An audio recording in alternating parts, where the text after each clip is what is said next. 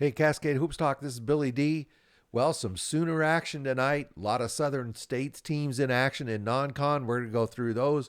We're going to also listen to an interview I did with Jeff Rutter talking about his team while he was at the Lithia Classic. There's a lot going on, and Cascade Hoops Talk starts right now.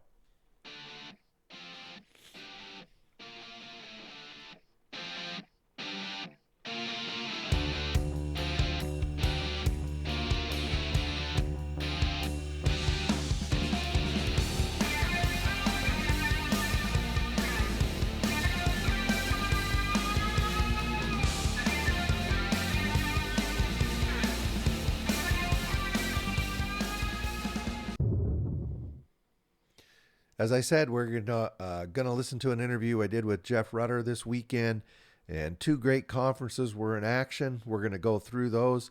A couple pretty exciting games tonight, but let's take a look. Oh, an upset too, but we'll get caught up. You know about all that already, don't you? So tonight, number one, Langston, they got back in that W column. They won. What is it now?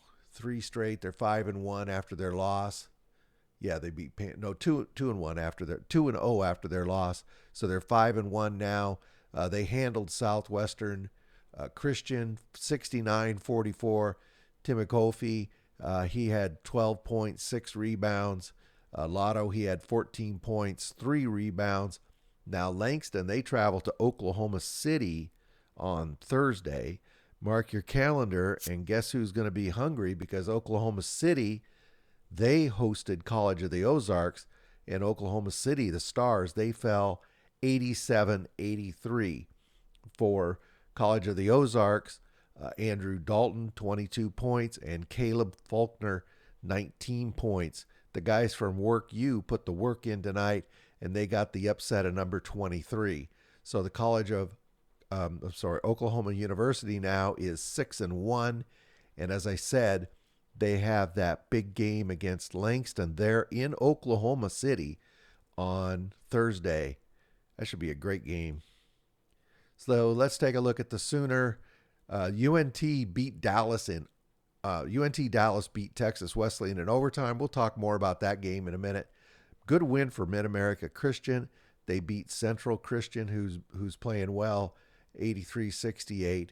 And then Nelson beat Science and Arts. We'll talk more about that UNT Dallas game. Arizona Christian, as I said, they were at the Lithia Classic, and I was able to get Jeff Rutter for a few minutes, and let's take a listen. Hey, Cascade Hoops Talk. Jeff Rutter here, Arizona Christian. You know, it's really nice. You're here at the Lithia Classic. This is a place I hang out a lot here. Yeah, they've been great. Oregon Tech. It was a great game. I want to talk to you a little bit about it. But the Danny Miles Court, I mean, it's a beautiful facility, but it's named after Danny Miles Court. You have Danny Miles here. Did that have any special significance? Yeah, I'm an NAIA guy. I've spent 25 years or so coaching and played in NAIA, and so obviously know who Danny is. I think, we were NAIA Division I, they were 2, so we never crossed paths much.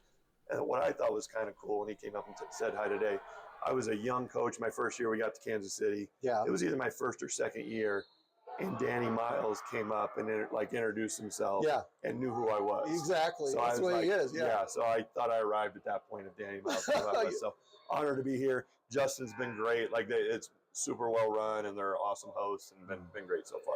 So the game against Southern Oregon, I interviewed Greg Tonigal early in the season, and he said, "Hey, Billy, who's the sleeper out of the Cascade Conference?" I said, "I'll tell you what, Southern Oregon's going to be good." Yeah, they're good. I think they proved that tonight. What do you think? Yeah, they're good. They're skilled and got no quitting them. They're tough. They're got good bigs, good guards. And I think they're probably going to get better at the break too. I think they got some guys coming in. So they're very good. I thought tonight's game was really physical, just from a fan standpoint. What was your feel of the game? Yeah, it was probably a great game to watch. I think we missed 17 free throws. So yes, you did. I wasn't going to say that, Jeff. Yeah, so 17 free throws and 18 turnovers, something like that. They're just too many possessions we're just giving away. Yeah. To play a good team, you're not going to get away with that. So I do feel very fortunate that we ended up, with the victory with those numbers. But proud of our guys. They kept fighting. things that, like, calls they didn't like or missed shots, or Southern Oregon, great team, keeps punching. So there's a lot of adversity and opportunities to quit, and guys kept going, and had our freshman out there hit a big shot, and then Lorenzo Wright hit a big shot. Anthony Howe was very good the entire night, and really did a nice job. We've challenged him defensively, and he's really, I think, responded well and did a great job there. So yeah, very proud of the fight and the guys, and guys coming up. Some of our guys didn't play great, didn't have their best games. A lot of learning opportunities from this, and Oregon Tech's really, really good. So we're gonna. Well, it'll be a great game tomorrow night. Yeah. If nothing else, we'll get a big crowd. It'll be fun. Yeah, be fun. One of the reasons I want to come here, great environment. Yeah, play good teams. I want to talk to you a little bit about your team.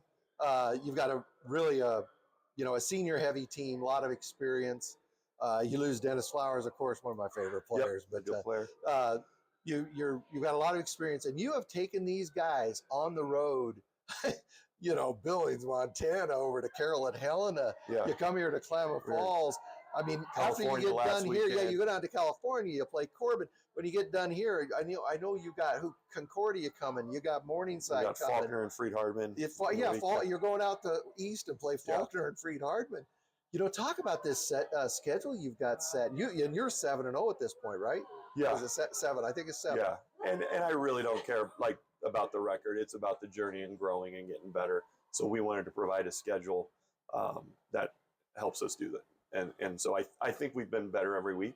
Yeah. I think last weekend in California we played better than we did in Montana, and hopefully we're better this weekend as well when all's said and done. But we want to challenge our guys, and some of my returning seniors were like, they pushed me like, get a good schedule. We want to play good teams.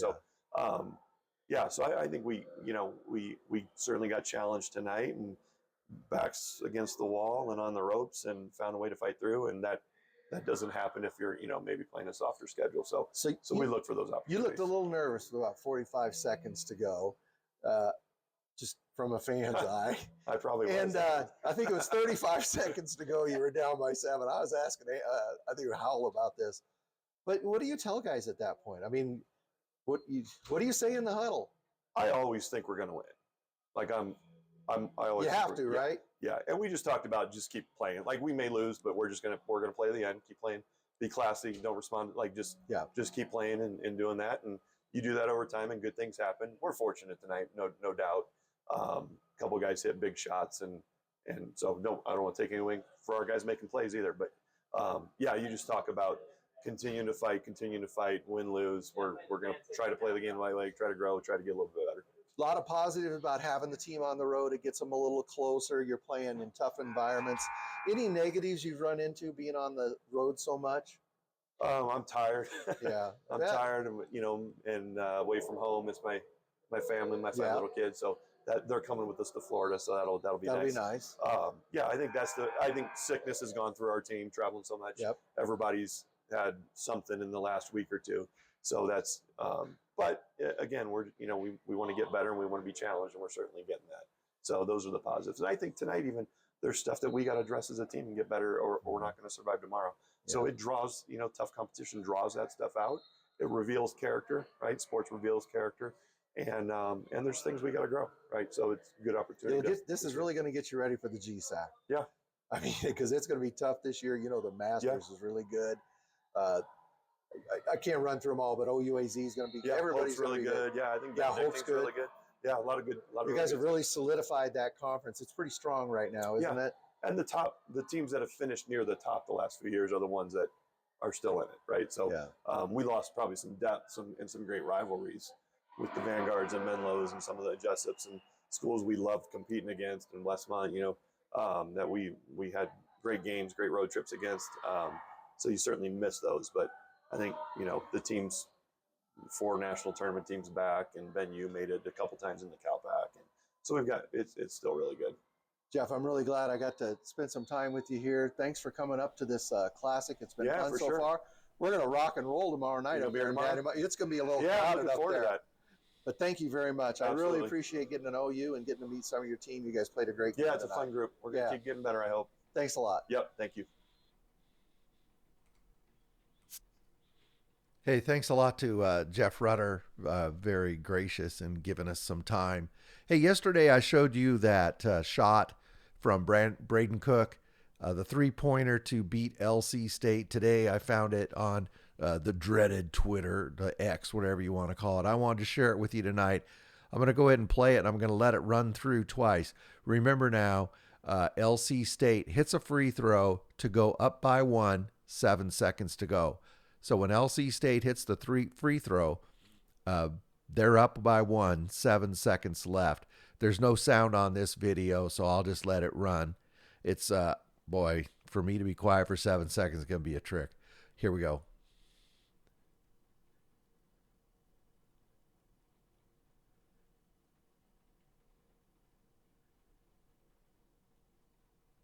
Oh, that must have been, oh, look at that.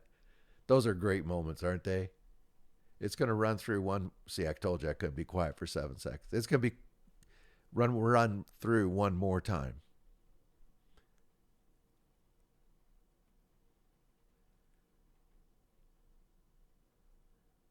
That's a guy who's got some ice water.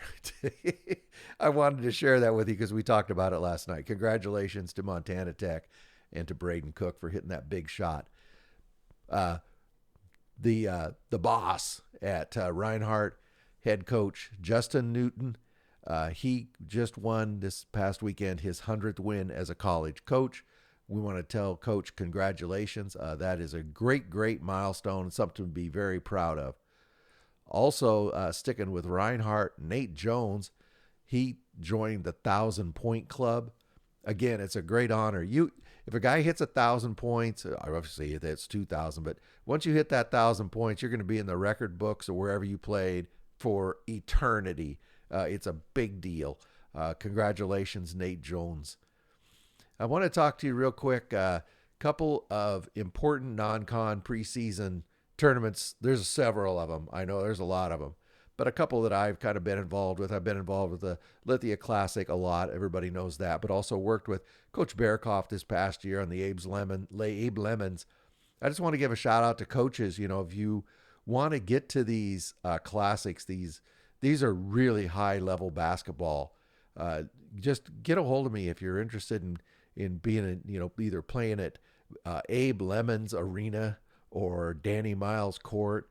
Just historic packed places. You go play at Danny Miles Court, you're going to play in front of 1,800, 2,000 people. Down Abe Lemons, I mean, think of all the wins they got on that court. Two historic places. Just get a hold of me and I'll pass on the information to the coaches. Let's just make sure we can get the best field we possibly can at these tournaments. And, everybody's trying to schedule them out 1 or 2 or even 3 years in advance. So just pass it on to me and I'll pass the information on to the coaches. The Southern States was almost all in action tonight, but it was non-conference.